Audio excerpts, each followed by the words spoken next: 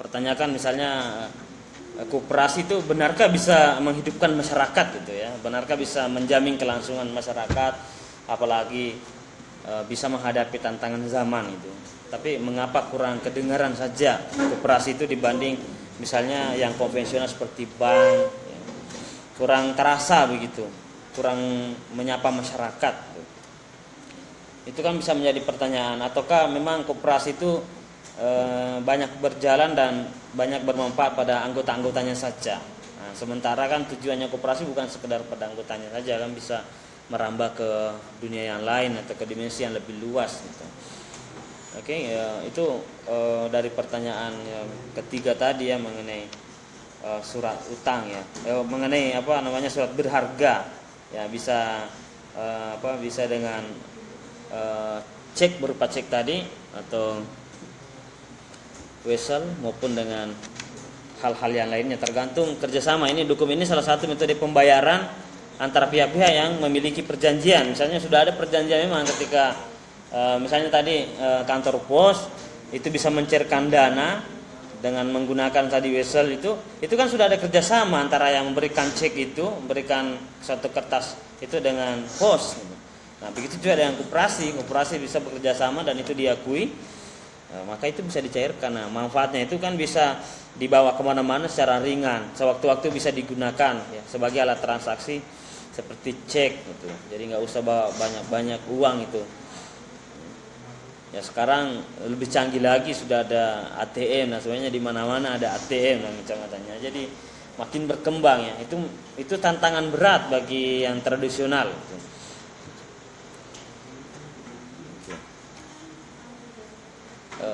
Nah ini ada investasi jangka pendek. Mengapa ada investasi jangka pendek? Investasi jangka pendek itu ditentukan waktunya. Jadi misalnya mirip dengan deposito di bank. Cuma kalau di bank itu lebih tinggi bunganya, bisa 5-6% gitu, 6,5 macam-macam. Tapi misalnya begini, kalau di bank Anda punya uang misalnya 50 juta, uang itu daripada cuma disimpan saja di rekening biasa kan, di tabungan biasa, itu bunganya sedikit sekali bunganya itu per bulan. Tapi kalau di deposito 50 juta itu Anda masukkan misalnya di bank BRI atau Mandiri atau BNI BCA 50 juta itu, tapi perjanjiannya ada, harus tepat 6 bulan atau tepat 1 tahun baru bisa diambil. Misalnya tiba-tiba tetangga Anda sekarat gitu kan, butuh pertolongan gitu. Bisa nggak pinjamannya 50 juta atau 40 juta? Negatifnya Anda nggak bisa keluarkan itu, nggak bisa karena tidak sampai waktunya. Tapi positifnya bunganya lebih tinggi, jauh lebih tinggi dibanding yang lain. Cuma negatifnya kalau mau sewaktu-waktu mau dibutuhkan segera, itu tidak bisa dicairkan langsung seperti tabungan biasa. Hari ini Anda punya uang 50 juta, besok bisa diambil atau hari itu juga bisa diambil. Tapi kan bunganya sedikit. Tapi kalau di deposito, itu bisa lebih banyak. Nah, sama dengan tadi ada namanya investasi jangka pendek. Investasi jangka pendek yang bukan deposito itu sama saja ada durasi waktu yang ditentukan. Misalnya 6 bulan, 1 tahun, 2 tahun baru bisa diambil dan itu bunganya cukup tinggi juga ya, tapi tidak setinggi dengan yang ada di bank gitu. Tapi lebih tinggi ya dibanding investasi biasa. Nah, biasanya banyak orang yang melewati jalur ini ya, dia masuk ke jalur itu karena lebih aman gitu. Ketika dananya nggak terlalu buru-buru juga gitu.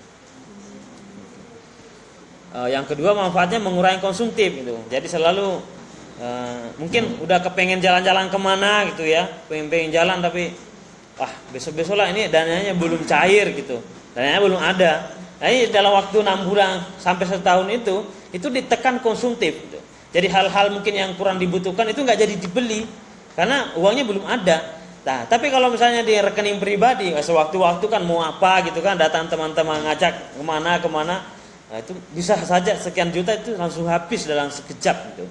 Nah, manfaat dari itu tadi investasi jangka pendek itu bisa menekan ya biaya konsumtif kita dan bisa betul-betul hidup dengan biaya yang memang betul-betul diperlukan atau pokok gitu ya, atau disebut sebagai dalam teori ekonomi disebut sebagai kebutuhan pokok, bukan kebutuhan sekunder gitu. Nah, era hari ini antara kebutuhan pokok dengan sekunder itu susah dibedakan itu. Ya.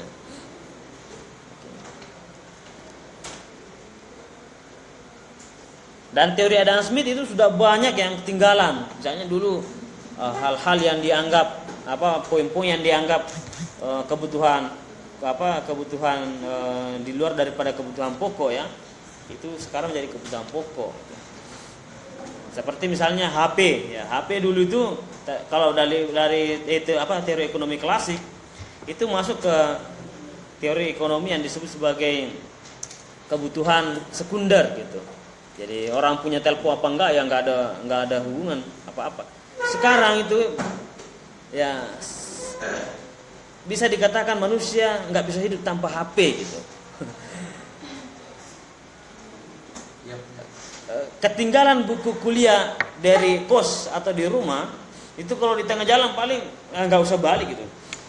Meski sudah jauh atau masih dekat. Tapi ketinggalan HP itu bisa biar terlambat itu masuk kuliah, masuk kampus, yang penting HP-nya itu kembali diambil itu. Kenapa? Separuh jiwa Anda itu ada di HP gitu. Kenapa? Informasi transaksi itu kan, keuangan ada semua di sana terkumpul. Makalah ada di HP. Tadi kan pembekalan kelompok 1 nggak bawa laptop gitu. Cuma bermodalkan apa? HP kayak gitu. Coba itu ketinggalan tadi pagi. Kan kacau jadinya. Nggak jadi presentasi. Nah, teori ekonomi klasik Abraham Maslow, kemudian Adam Smith itu bergeser dengan teori ekonomi modern. Jadi dulunya disebut sebagai kebutuhan primer, sekarang kebutuhan sekunder sekarang menjadi primer. Ya, dan itu banyak sekali hari ini. Gaya hidup juga begitu. Dulu gaya hidup dianggap sebagai kebutuhan sekunder. Sekarang gaya hidupnya ada TikTok, ada apa, semuanya menjadi kebutuhan pokok. Ya, karena merasa eksisnya di sana. Ya, jadi ada perkembangan ekonomi. Nah, koperasi harus memahami perkembangan zaman dan menangkap peluang-peluang yang ada di masyarakat. Nah, jadi koperasi bukan hanya seperti tadi ada koperasi konsumen, macam-macam, ada koperasi produsen, tapi harus menghasilkan, memproduksi. Maka pemakalah mengatakan bisa menjamin kelangsungan hidup masyarakat gitu, dan tantangan zaman. Itu secara idealnya. Dan itu diharap praktisnya juga bisa terjadi. Oke, yang pertama ada pertanyaan pertama juga tadi mengenai konvensional yang itu sudah dijawab. Nah, memang kecanggihan aplikasinya itu memudahkan orang transaksi gitu. Itu sekarang orang serba cepat ya. Itu menjadi hukumnya hari ini adalah apapun itu maunya serba instan, serba cepat. Maka meskipun niatnya bagus seperti koperasi ya, sebenarnya niatnya bagus. Sama saja misalnya begini. Ada tetangga Anda menjual, Anda butuh apa? Anda butuh beli Indomie karena Anda mahasiswa, suka mie, suka telur, ya kan, kayak gitu.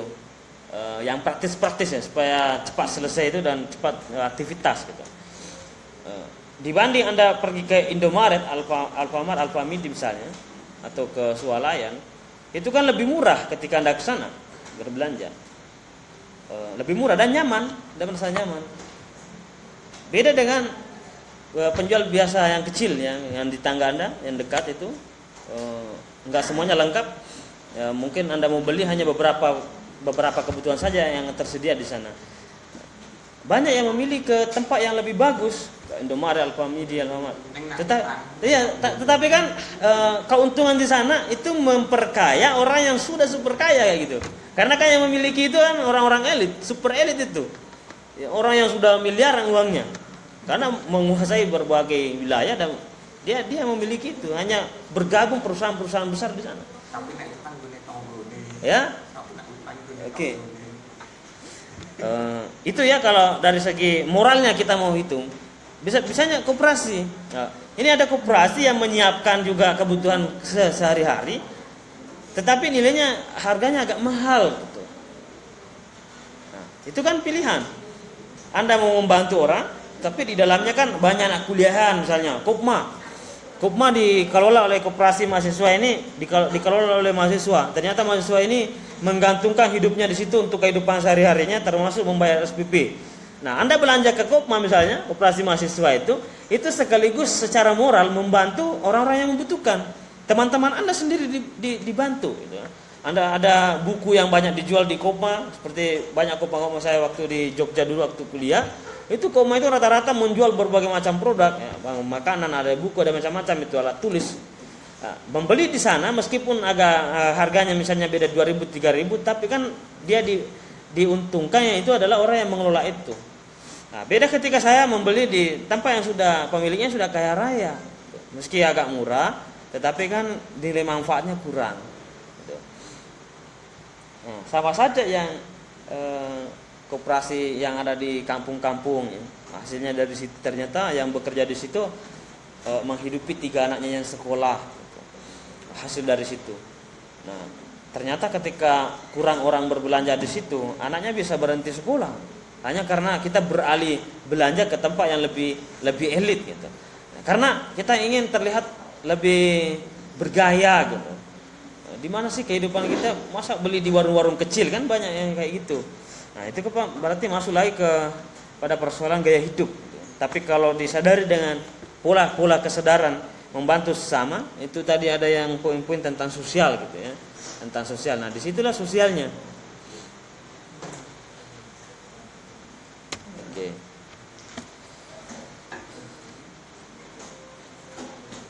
Nah, ada konsumen ya. Ini Kopma itu termasuk koperasi konsumen. Ya.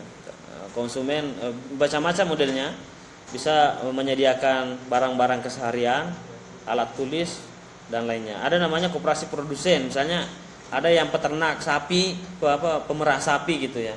Kemudian dia buat koperasi kerjasama dengan peternak lebah madu itu ya, jadi penghasil madu, kerjasama, makanya mendirikan. Tujuannya adalah bagaimana sih menyehatkan masyarakat dengan jangkauan pembelian yang bisa lebih luas dan lebih ekonomis, itu lebih murah gitu. Kita mencoba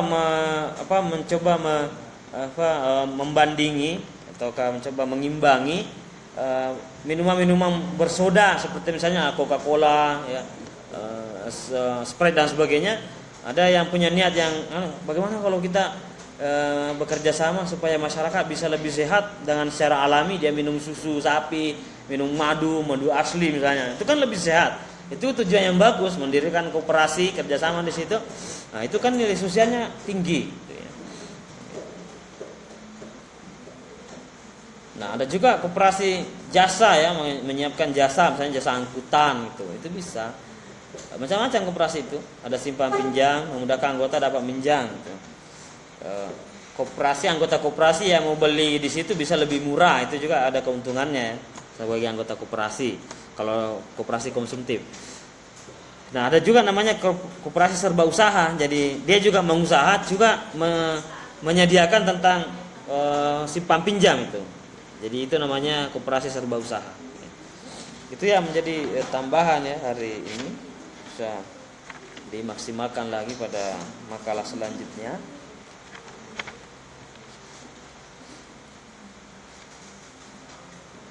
Ya, ini lebih ke pertanyaan yang keempat dan kelima tadi. Ada keuntungan sosial di situ kita bisa dapatkan. Kemudian tuntutan zaman itu,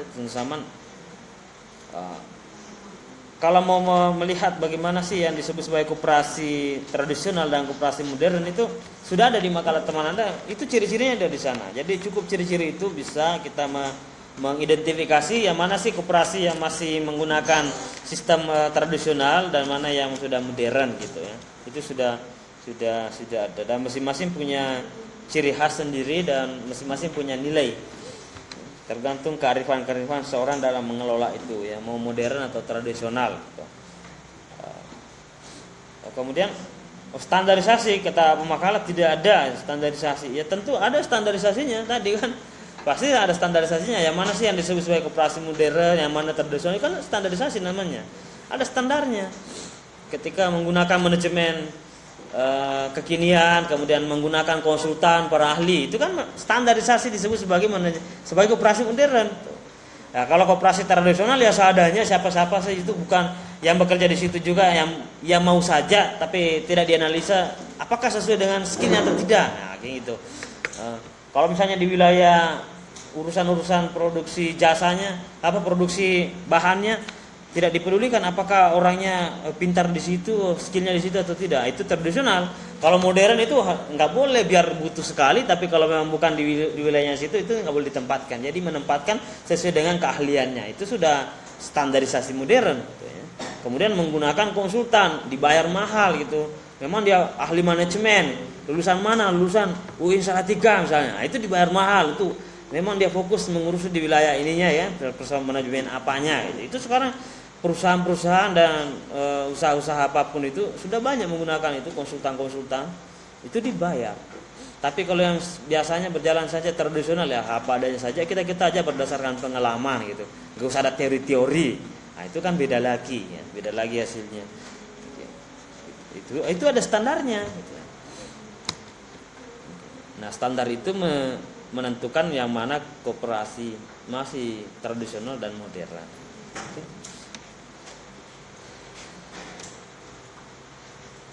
Oke, saya rasa seperti itu saja.